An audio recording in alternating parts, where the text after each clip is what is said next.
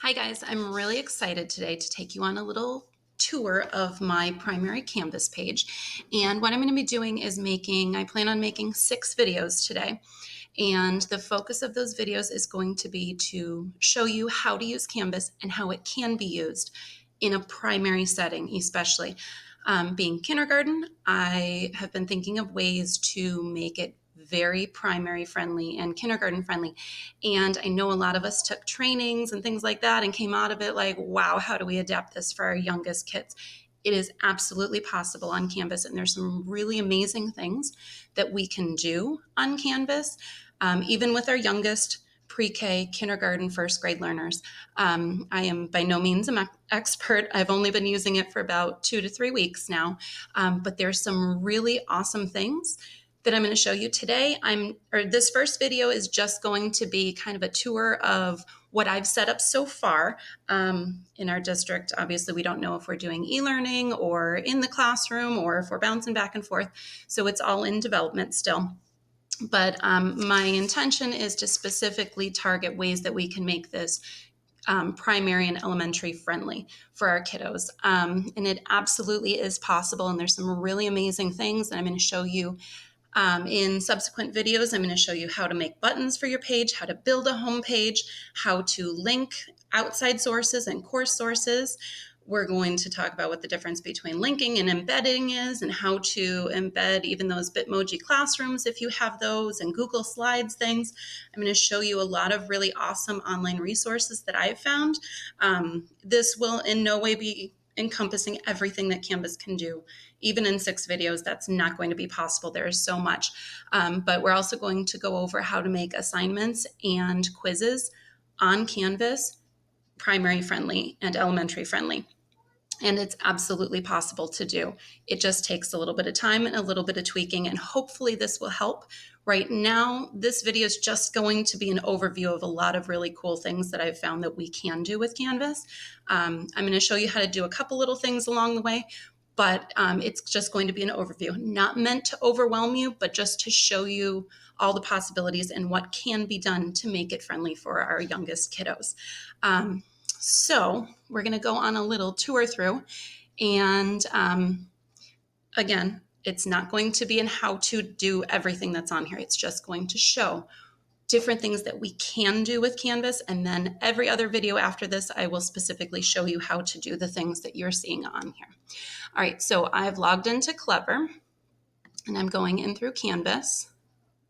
And just a note, the iPad with Canvas tends to be a little, with the app, I've found that it's a little bit glitchy, especially if you're importing Google Slides or anything from your Google Drive, if you go through the app. But on an iPad or an iPhone, if you go through Chrome, open Chrome, type in our Clever, and log in that way, it seems to work perfectly fine.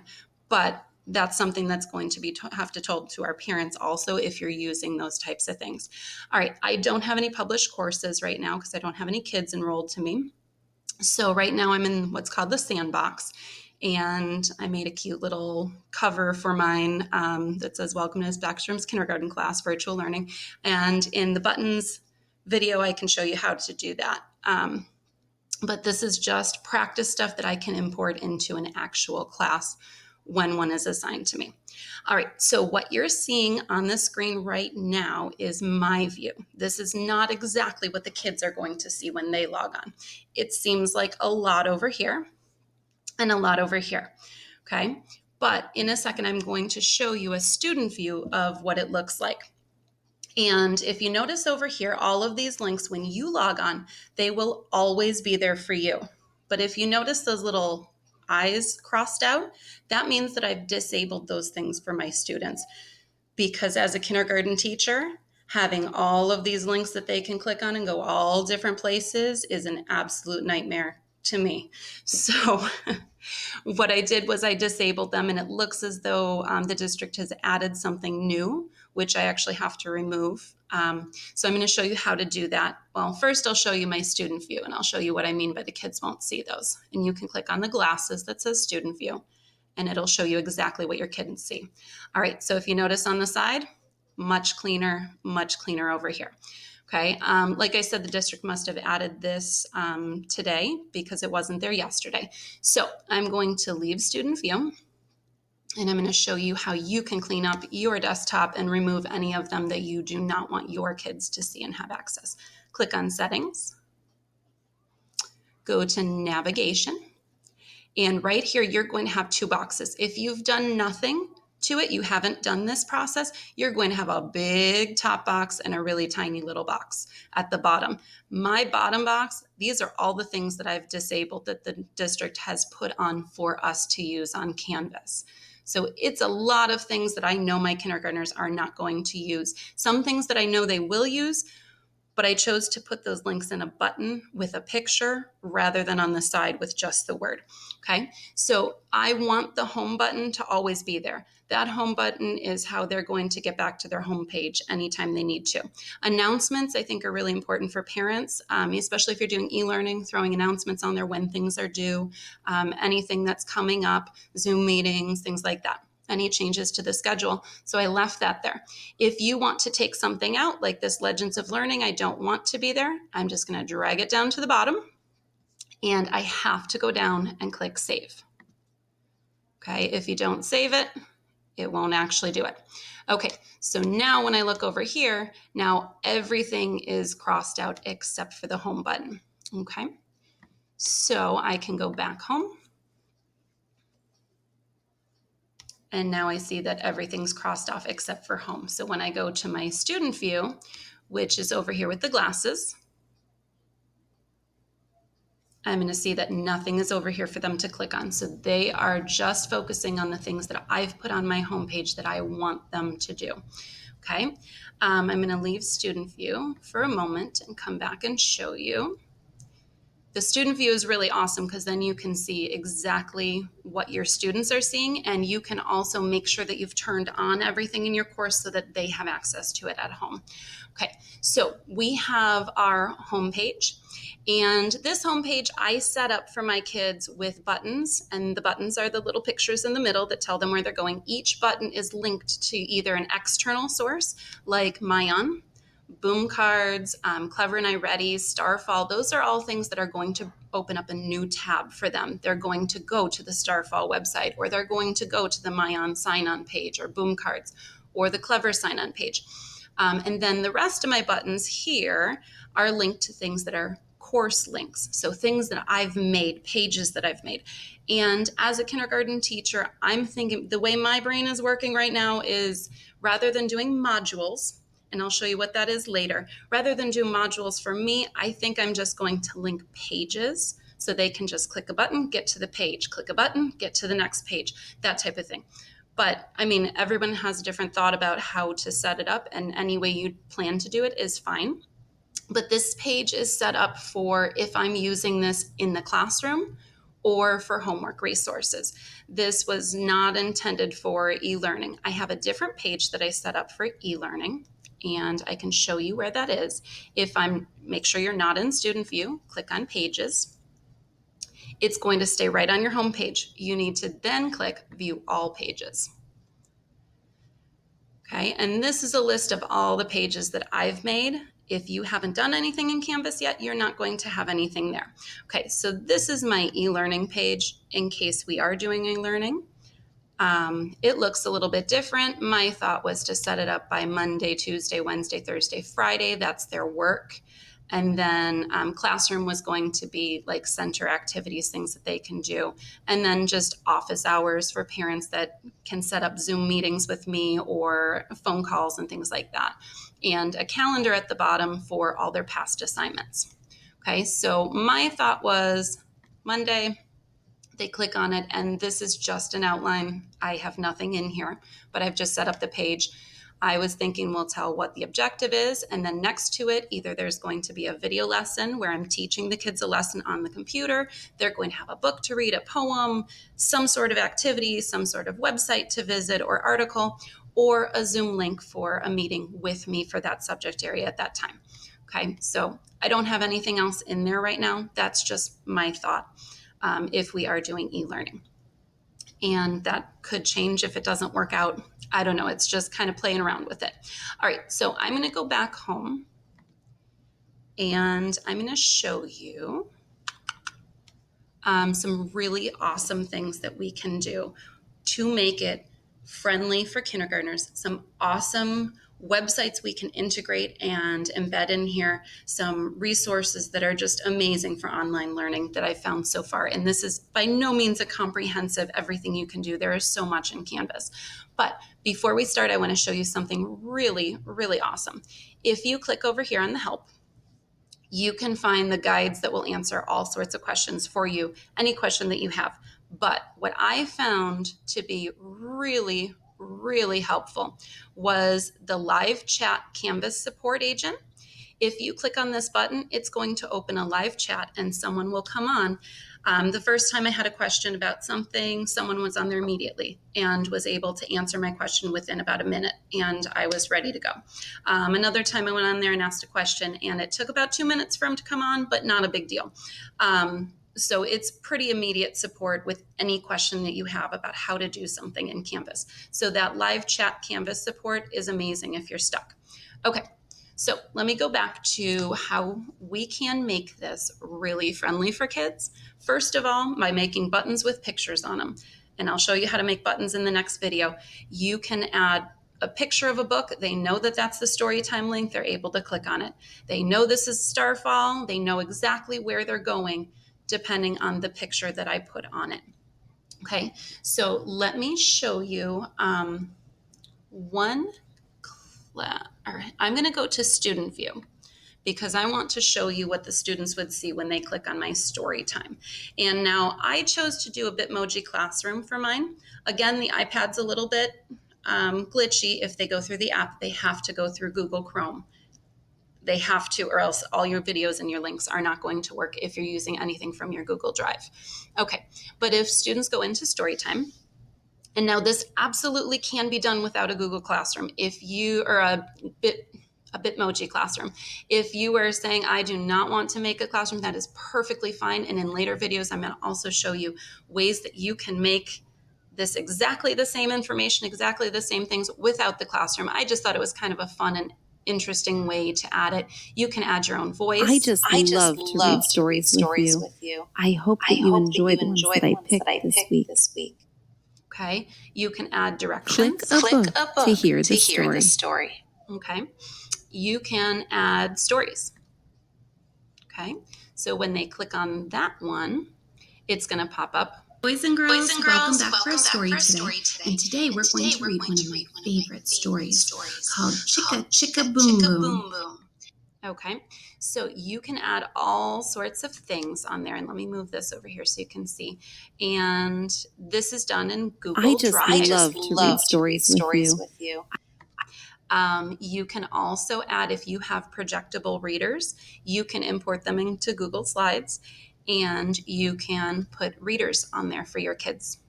So they can go on and they can read a kindergarten, first grade, second grade, whatever it is, friendly text, where they're clicking through. You can make your own to put on here, make your own readers, whatever you want to do. It does bring them into a different window, so we'll have to teach them how to go back and forth between tabs. But also, now if you're putting a Bitmoji page in, now just remember anything on this page will link to your Google Drive or your Google Slides, but it will not link to things on Canvas like assessments and tests. So the way around that is I put a little arrow here, and I might want my kids to listen to a story, and I want some accountability. So I want them to do a story response. Now you're saying, oh, kindergarten, beginning of the year, story response is really hard, and that's going to be a lot of pressure on parents to teach them how to do that. And all. It is super easy on Canvas. You can go through. You're going to click on that button, and this is exactly what the kids are going to see. You can put directions in, and you can put a video of yourself reading the directions to them. Hi, boys and girls. Now that you've listened to a story in our story time room, you're going to do what's called a reading response. What that? All right, so I explain what a reading response is. I explain what their job is. I even point up towards the blue submit button at the top to show them that that's where they're going to submit their work. Down at the bottom, I explain in the video that I put an example of a story response. So I taped myself pretending I'm one of the kids and telling about my favorite part of the story. Okay, so once the kids are ready to do their response, they just click submit, record media, and this is something we will have to teach the kids and the parents how to do those buttons. Now, it doesn't always select, if you have more than one webcam, it doesn't always select the correct one, but we can show parents and things how to do that. And then they can go on here and they can literally say, it's going to give a little countdown. Hi, Miss Backstrom. I read the story Chicka Chicka Boom Boom today. My favorite part was when all the letters fell out of the tree because, okay, so they can go on. If they like it, they can save it. And that video goes right to you and you can see all the videos that they've done. Okay, so I think that's a really awesome way to meet our kindergarten and our first grade students, even pre-K students' needs, where they can verbally tell, especially at the beginning of the year when writing is not their strongest suit, most of them. Okay, so I'm going to go back home and I'm going to show you a couple other things. Oop, and I want to leave student view. Okay, let's see. So I'm going to go back to my view. Okay, and the next thing I'm going to show you is our math room. And now this, again, I have a Bitmoji Classroom for mine. You are not required to do that. That's not something that you have to do. I just thought it was kind of something really fun for the kids to do. And we'll see if it works out. And if not, we'll have to play around with it and tweak it. In my Bitmoji Classroom for math, I have 2 math read alouds. Incorporating that reading into math and science is really important for our kiddos. So if they click on here, they can listen to our Pete the Cat book or 10 Twinkly Stars, and the books would go along with whatever that we're working on. Those are just 2 examples I put in there for beginning numbers. This is really, really awesome, especially if you're doing e-learning. I know in March we struggled because our kids did not have the manipulatives that they usually have in the classroom to utilize. I know I sent out printable things where they cut out shapes or they cut out cubes to measure and things, but that was a lot of work on the parents' end if they weren't prepared to do that. So I found this really, really awesome website and I linked these to the website. It will open them up to a new tab, but it has virtual math tools where they can use those cubes that we use in the classroom just in a virtual sense. So if they're doing 3 plus 2, they can put it on the screen. They can erase a cube to subtract. They can start over, to use whatever colors they want. So there are really, really awesome things like a dice. I know a lot of times I've sent home homework where the kids were supposed to do a dice and the parents said, well, we don't have dice at home. Well, this is a tool that is awesome. They just roll the dice. There are spinners. There are all different things. I can give you the link to how to link those, but there are just a whole page of different types of tools, number lines, 10 frames, balance scales, things like that. So I thought that was really cool and wanted to show you that. So that's a way that we could really get them engaged in what they're doing with manipulatives. Not the same as having them in their hands, but it's the next best thing. Okay, so if you're thinking, well, I want to do that, but I don't want to do a Bitmoji Classroom, that's fine. Let me go to view all pages, and I'm going to show you a page that I just quick set up, a non-Bitmoji page. Instead of doing that, you could do a page that looks like this, and I just kind of quick did this last night. So it's not perfect, but it is pretty much all the same things that were in my classroom, except on a page that you can build. So there's the 2 stories. They click on it, it goes to a story. Here's all of our tools. They click on it, it goes to the same tools. And these pages, you can make pages for whatever unit you're working on or whatever materials or resources you want your kids to have at home to use. Okay, and this could be used not just for e-learning, but also for homework. I mean, to have all those tools for parents to work with them at home on the weekends if they're struggling with something would be absolutely amazing. Let's see. All right, so let me just show you a couple more things. I just want to give you a little overview of all the possibilities, and please don't be overwhelmed by this because it's a lot and it does take time, but we have a couple weeks leading up to school now. So hopefully these videos will help you put some things into place so that you're ready for whatever lies ahead of us. And I just want to show you all different possibilities here in this video. Okay, so my sight word page, I don't have a Bitmoji Classroom for my sight word page. We can link songs. So sight words is a huge thing with kindergarten, just learning those sight words, hearing them over and over, spelling them over and over, hearing songs and singing songs. Well, they're not in the classroom to do that all day long. I know during our morning work, I play sight word songs every day. During pack-up time, we won't be able to do those things. So having access to them would be awesome. So here's my sight word list one, sight words a, I, me, the, and. And then right here, I have linked all different songs for the word me, the word the, another one for the word the, okay, that they can click on and the video will pop up and they can listen to that song on their computer without having to go search. Okay, without having to go search for it, it's right there for them. You have to build these pages and put these things on there. That's why I said it's going to be a bit of work at the beginning, but once it's done, it'll be done for good. You can keep those pages and reuse them every year. Okay. What was the other thing? Oh, I wanted to show you one other really, really awesome thing that I found. Let me go to my alphabet room, or my alphabet page that I have. And this is a program that we have access to, and I found it over the summer on Clever. I had no idea we had it. I don't know if it's new, but it's called Book Creator. And if you go to your Clever page, it should be on there. It is an absolutely awesome resource, and this is a book that I created. You can create up to 40 books. You can also sign up for your own account separate from the school account, where you can then create another 40 books and you can share them or embed them.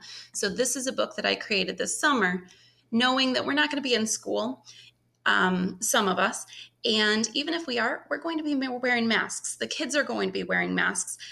The kids are not going to see, especially for those kindergartners and those pre-K kids, they're not going to be able to see how to form those letter sounds and things. So I made a little alphabet book, and this is from Book Creator, and you can put videos in it. You can put audio in it.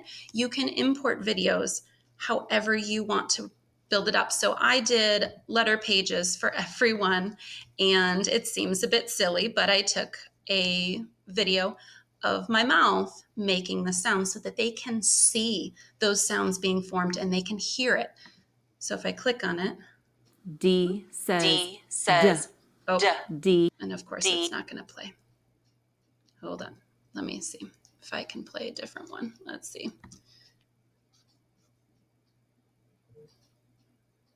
Of course, now that I'm on here, it's not going to play for you guys, but technology is wonderful when it works. E says eh. Oh, and it's freezing up. But I swear this does work. It's not going to work every time. We're going to have to work through different things. But when the videos load up, it probably needs a little bit of time because I have every letter of the alphabet, every single video, and videos with songs about those letters. You can put audio in there. car, So, cap, cow, cat. So that they're hearing all those different sounds. You can import videos from online so that they can watch a video about each letter. Okay, so the possibilities with Book Creator is amazing. I mean, even the older kids, the kids can even create their own books through it also. And if you're interested in using that, go on there. And I think it's under resources when you open up your account. There is a tutorial that has 12 different lessons about all the different things that you can do with it and how to do it. So if you haven't checked that out, definitely check it out. You can make so many things with that. So let me go back to home. Let me see if there was anything else that I was going to show you. Oh, okay. So my thought as a kindergarten teacher is I'm going to take pages, and what you've been seeing with my Bitmoji Classroom or that math page or the sight word, those are pages that you create within Canvas. And what I did, I just linked those pages together. So when they click on the button, the page opens. They see their video. They see all of those different things that are there. Now, that's my thought, to just link everything through here. And if we were going to be doing e-learning, let me pull up my page from e-learning. Oh, no, sorry. I'm going to go to view all pages and go down to my e-learning page. And my thought was, like I showed you at the beginning, all of Monday's work would link to this button. They wouldn't be going through a module. For my kindergartners, it's going to take a lot of learning just to do this, and teaching just to do this part of it, because they're not great on the computer, most of them, in kindergarten. But with modules, it's a little bit different, where they have to be able to click on different links, and it's tiny, and I'll show you what that looks like. And it might work for you, but for me, I'm thinking a page, here's their work in reading, here's their work in phonics, here's what I want them to do in centers, in writing, in math, and social studies, specials. I don't know what the schedule would look like, because we haven't had any real direction yet as to if we're doing e-learning, this is what we're going to do. But this was my thought in setting up a page. But if you go to modules, and if you took the training, you saw modules. Modules look a little bit more like this, where the Monday work is there. They click on it. They're going to get to that same page. But with the modules, they're not having a button on the front page for them to get to that work. I would rather just link all my pages together, personally, for me, but this is what a module would look like. And you can set it up however you want, by subject, by week, but Monday's work, and then you could add quizzes, you could add different pages underneath it. You can even put these cute little emojis in there with little pictures.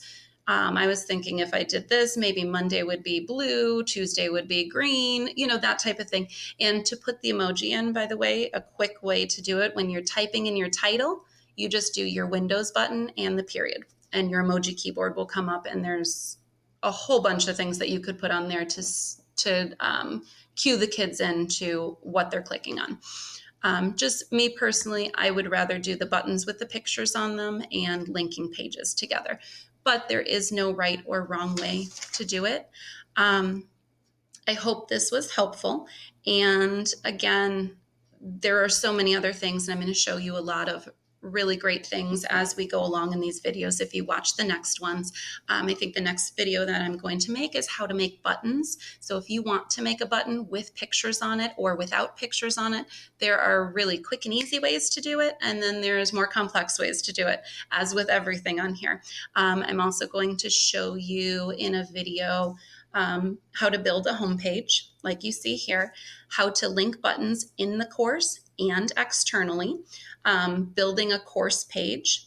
And the last one I think I'm going to do is primary friendly quizzes and assignments, how we can make those assignments and those quizzes even accessible for even our youngest learners. Okay, so hopefully this was helpful for you just to see. I hope it didn't overwhelm or make you feel like, oh my God, I can't do this. That's not the intent, just to show you that there are options for our littlest kiddos in elementary. They can go on Canvas, they can do these things, and we can deliver instruction directly through Canvas.